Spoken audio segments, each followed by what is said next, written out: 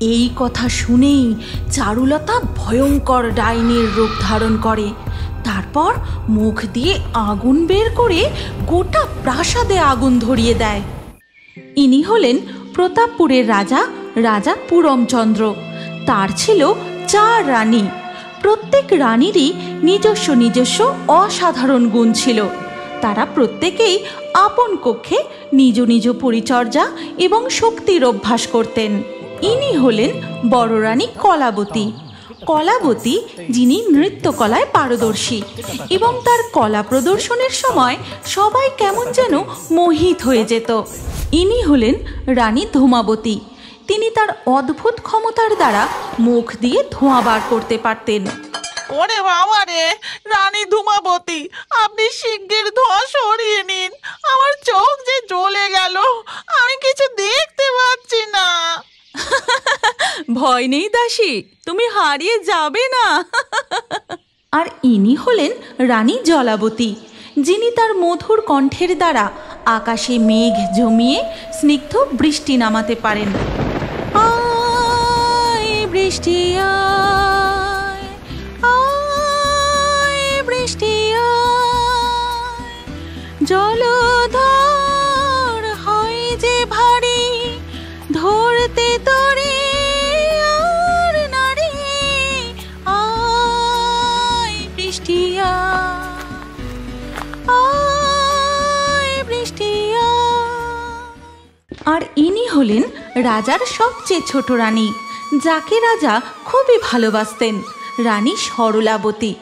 ইনি ছিলেন সহজ সরল মনের মানুষ, দেখতে সব থেকে সুন্দরী, যে কোনো গৃহকর্মে নিপুণা। হাতের রান্নায় জাদু আছে।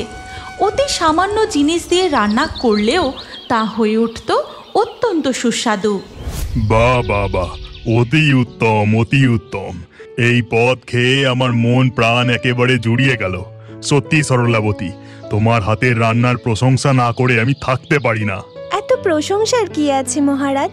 আপনার জন্য রান্না করতে আমার ভালোই লাগে, আর আপনি খাবার খেয়ে তৃপ্ত হলে আমার সব থেকে বেশি ভালো লাগে। মহারাজ সরলাবতীকে একটু বেশি ভালোবাসতেন, কিন্তু তার জন্য বাকি 3 রানীর সরলাবতীর উপর কোনো রাগ ছিল না। তারা সরলাবতীর গুণকে সম্মান করতেন। সরলাবতীও তার নিজ গুণে বাকি 3 রানীর যতটা সম্ভব যত্ন নেওয়ার চেষ্টা করতেন। দাসী, তুমি প্রত্যেক রানীমার কক্ষে তাদের খাবার পৌঁছে দিয়েছো তো? আপনি চিন্তা করবেন না রানীমা, আমি সকল রানীদের কক্ষে খাবার পৌঁছে দিয়েছি। তাদের আর কিছুর প্রয়োজন আছে কিনা তাও জেনে নিয়েছি। এইভাবেই রাজার 4 রানী নিয়ে দিন কাটতে থাকে। একদিন তিনি তার 4 রানীকে সঙ্গে নিয়ে জঙ্গলে ভ্রমণে বেরিয়েছিলেন। রানীরা, আশা করি তোমাদের এই জঙ্গল ভ্রমণ করতে বেশ ভালোই লাগছে। এমন সুন্দর গাছগাছালি, শীতল ছায়া, মুক্ত বাতাস, পাখির ডাক, কি মনোরম পরিবেশ, তাই না? কিন্তু রাজা যখন রানীদের নিয়ে জঙ্গল ভ্রমণ করছিলেন, তখন সেই জঙ্গলের এক গাছে ও বাবা, রাজাকে কি সুন্দর দেখতে! রানীদের নিয়ে কেমন সুন্দর জঙ্গল ভ্রমণে বেরিয়েছে।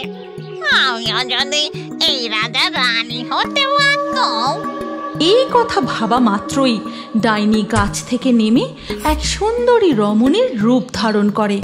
তারপর রাজার সামনে এসে দাঁড়ায়। প্রণাম মহারাজ, আমি চারুলতা, এই জঙ্গলে ঘুরে ঘুরে বেড়াই।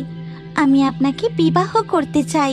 হে নারী, বর্তমানে আমার 4টি রানী রয়েছে।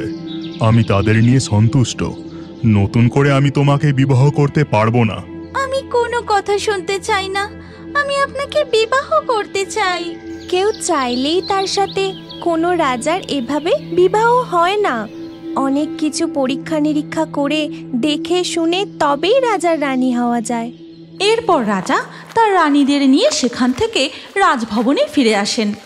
কিন্তু ডাইনি পিছু ছাড়ে না, সেও অদৃশ্য হয়ে তাদের পিছু নেয়। তারপর রাজপ্রাসাদ ঘুরে ঘুরে সমস্ত কিছু দেখতে থাকে। আচ্ছা, বুঝেছি। এই ছোট রানী সরলাবতীকে আমায় কোনোভাবে কবজা করতে হবে। এরপর সরলাবতী যখন পুকুরে স্নান করতে যায়, সেই সুযোগে ডাইনি তার শরীরের মধ্যে ঢুকে যায়। আর সরলাবতীর শরীরের মধ্যে থেকেই ডাইনির 2-3 দিন কেটে যায়। একদিন রাজা পুরমচন্দ্র, এই যে ছোট রানী, তাড়াতাড়ি আমার জন্য কিছু আহারের ব্যবস্থা করে দাও, আমি রাজ্য ভ্রমণে বেরোবো। ঠিক আছে মহারাজ, আপনি প্রস্তুত হন, আমি এক্ষুনি ব্যবস্থা করে দিচ্ছি। ও হ্যাঁ, আমার সাথে রানী ধূমাবতী ও কলাবতীও যাবে, তুমি তাদেরও আহারের ব্যবস্থা করো। দেখুন মহারাজ, আমি আপনার জন্য সব কিছু করতে পারি, কিন্তু বাকি রানীদের জন্য তাদের দাসীরা আছে, আমি ওসব পারবো না। কিন্তু সরলাবতী? এই কথা বলে সরলাবতীর রূপে ডাইনি রাজার আর কোনো কথা না শুনে সেখান থেকে চলে যায়। এরপর সেই দিন রাজার রাজ্য ভ্রমণ করে ফিরতে একটু বেশি রাত হয়ে যায়। আর রাজপ্রাসাদে ঢুকতেই, মহারাজ মহারাজ, সর্বনাশ হয়ে গেছে, সর্বনাশ হয়ে গেছে মহারাজ। কি হয়েছে? তুমি এত উতলা হচ্ছ কেন? মহারাজ, আপনি বেশিরভাগ সৈন্য নিয়ে আজ রাজ্য ভ্রমণে বেরিয়েছিলেন, তাই রাজপ্রাসাদ প্রায় নিঝুম হয়েছিল। হঠাৎ আমি কেমন যেন কচমচ শব্দ শুনতে পাই এবং ঘোড়াশালে গিয়ে দেখি এক ডাইনি ঘোড়াগুলো চিবিয়ে চিবিয়ে খাচ্ছে। বলো কি? রানী সরলাবতী কোথায়? আগে মহারাজ, আপনি ফিরে এসেছেন শুনে তিনি আপনার জন্য রান্না করতে বসেছেন। এই কথা শুনে রাজা রান্নাঘরে ঢুকতে গিয়ে দেখেন রানী সরলাবতী উনুনে পা ঢুকিয়ে তার উপর কড়া বসিয়ে রান্না করছে। এ কি দেখছি আমি? রানী সরলাবতীর বেশে এ কে? এই কারণেই মহারাজ, কদিন ধরে আমার রানী সরলাবতীর আচরণ কেমন যেন অন্যরকম লাগছিল। ঠিক বলেছ, আমারও কেমন যেন মনে হচ্ছিল। এইবার বুঝতে পেরেছি, এ আসলে সরলাবতী নয়, সরলাবতীর শরীরের মধ্যে নিশ্চয়ই কোনো ডাইনি প্রবেশ করেছে। এখানে আর কোনো কথা নয়, তোমরা আমার সঙ্গে রাজ দরবারে এসো। তারপর তারা সবাই মিলে রাজ দরবারে গিয়ে পৌঁছায় এবং সরলাবতীও সেখানে আসে। সৈন্য, তোমরা এক্ষুনি ওই সরলাবতীকে বন্দি করো। কেন মহারাজ, আমি কি করেছি? কি আমার অপরাধ? চুপ, একটাও কথা নয়, বল শিগগিরই, কে তুই? কি তোর আসল পরিচয়? তুই সরলাবতীর শরীরে প্রবেশ করেছিস কেন?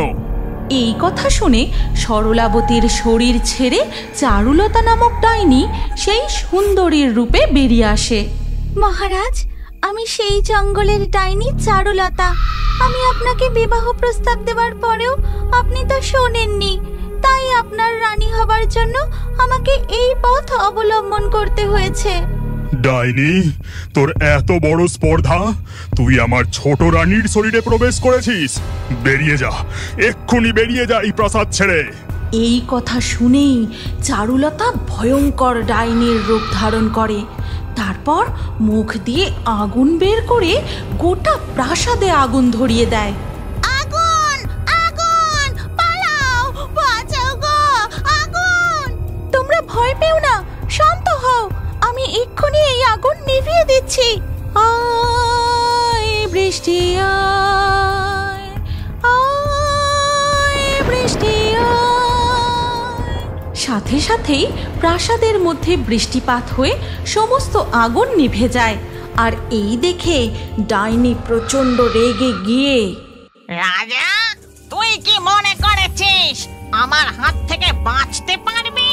আমি এক্ষুনি তোর গলা টিপে। এই কথা বলেই ডাইনি তার লম্বা হাত বের করে এগিয়ে নিয়ে যেতে থাকে। আর তাই দেখে রানী ধূমাবতী মুখ দিয়ে ধোঁয়া বের করতে থাকেন। আর সেই ধোঁয়ায়, ওরে বাবা রে, আমার চোখ জ্বলে গেল রে, আমি কিছু দেখতে পাচ্ছি না। এর কিছুক্ষণ পর ধোঁয়ার আবেশ কাটতেই, একে রাজা, দাস, দাসী, রানীরা সব গেল কোথায়? ও, আমার চোখে ধোঁয়া দিয়ে পালানো হয়েছে। কোথায় পালাবে? আমি এক্ষুনি তোদের বন্দি করব। এরপর ডাইনি সেখান থেকে বেরিয়ে পড়ে। ওদিকে তখন রাজা তার রানীদের নিয়ে একটি গাছতলায় আশ্রয় নেয়। রানী জলাবতী, রানী ধূমাবতী, তোমাদের গুণে আমি মুগ্ধ। আজ তোমাদের জন্যই আমি ওই ডাইনির হাত থেকে রক্ষা পেলাম। রাজা পুরমচন্দ্র, তোমাকে কে বলেছে যে তুমি এই ডাইনির হাত থেকে রক্ষা পেয়েছ? এই দেখো, আমি এখানেও এসে গেছি। এইবার তোমার আর রক্ষা নেই রাজা। কে বলেছে ডাইনি? সর্বশক্তিমান শুধু তুমি একাই। তুমি রানী জলাবতী, রানী ধূমাবতীর শক্তির পরিচয় পেয়েছো। এবার আমার শক্তি দেখো। এই কথা বলেই রানী কলাবতী নৃত্য শুরু করেন, আর তাই দেখে ডাইনি মোহিত হয়ে যায়। তার চোখের পাতা পর্যন্ত পড়ে না। এদিকে ছোট রানী সরলাবতী চোখ বুজে এক মনে মন্ত্র জপ করতে শুরু করেন। তারপর ডাইনির কানের কাছে গিয়ে সেই মন্ত্র দ্রুত উচ্চারণ করতে থাকেন, আর তাই শুনে ডাইনির পা থেকে মাথা পর্যন্ত আগুন জ্বলে সে ছাইতে পরিণত হয়। তারপর, আপনারা আমার স্পর্ধা ক্ষমা করবেন। জীবিতকালে আমার কুকর্মের কারণেই আমি এক ডাইনিতে পরিণত হয়েছিলাম। তারপরেও আমার কুপ্রবৃত্তি যায়নি, কিন্তু শেষ মুহূর্তে ক্রমাগত ঈশ্বরের নাম শুনে আমার আত্মার মুক্তি ঘটল। বিদায়। তুমি কি জানো তোমার নামও আমাদের কার্টুন ভিডিওর মধ্যে থাকতে পারে?